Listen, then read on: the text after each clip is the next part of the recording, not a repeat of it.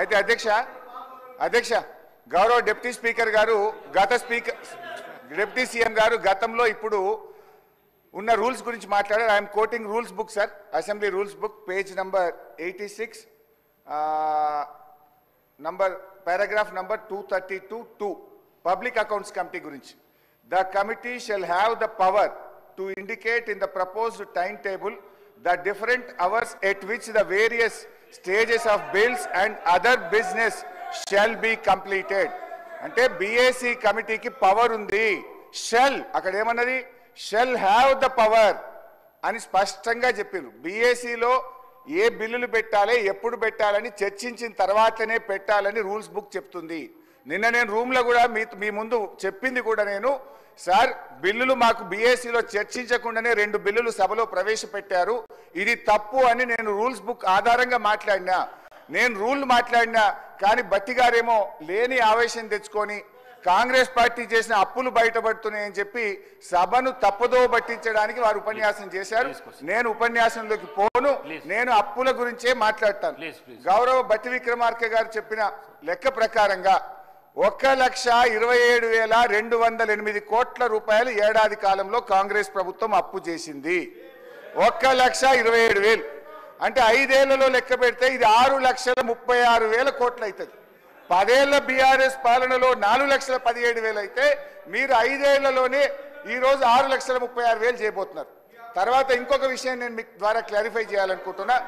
గౌరవనీయులు బట్టి విక్రమార్క గారు, మేము ప్రివిలేజ్ మోషన్ దేని మీద ఇచ్చామో మీరు క్లారిఫై చేయాలి.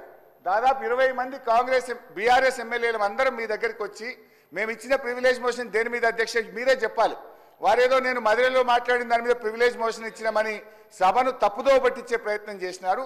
మేము ప్రివిలేజ్ మోషన్ ఇచ్చింది వాస్తవ అప్పులు 4,17 అయితే 7 లక్షల కోట్లు అని చెప్పి వీళ్ళు సభను తప్పుదో పట్టించారు. పోయిన బడ్జెట్ స్పీచ్లో తప్పుడు ఫిగర్ చెప్పారని చెప్పి గౌరవ ఉప ముఖ్యమంత్రి గారి మీద మీకు ప్రివిలేజ్ మోషన్ ఇచ్చాం.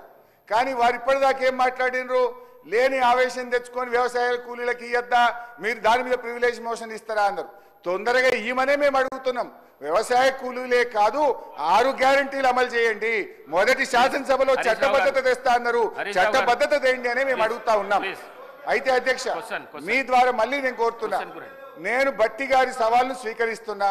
ప్రివిలేజ్ మోషన్ అప్పుల మీద తప్పుడు ప్రచారం మీద మీకు ఇచ్చాము, దాన్ని ఈ శాసనసభలోనే అలో చేయండి. వీలైతే సభా కార్యక్రమాలు సస్పెండ్ చేసి ఇప్పుడే దాని మీద చర్చ పెట్టినా మాట్లాడడానికి మేము సిద్ధంగా ఉన్నాం. లేదు మీ కన్వీనియన్స్ ప్రకారంగా ఈ సమావేశాలు ముగిసే లోపు అప్పుల మీద మీరు చర్చ పెట్టండి.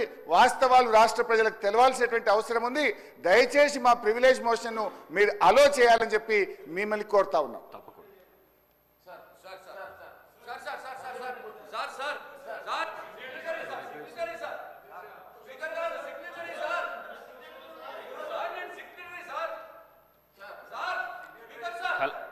గౌరవ సభ్యులు కల్వకుంట్ల సంజయ్ గారు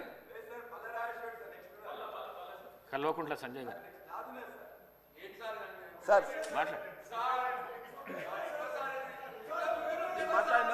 మీరు ఎప్పుడు మాట్లాడుతూనే ఉంటారు కదా. ప్రశాంత్ రెడ్డి గారు మీరు ఎప్పుడు మాట్లాడుతూనే ఉంటారు కదా, మాట్లాడని. ఇస్తా కూర్చో, ఆయన మాట్లాడడానికి ఇస్తా కూర్చో.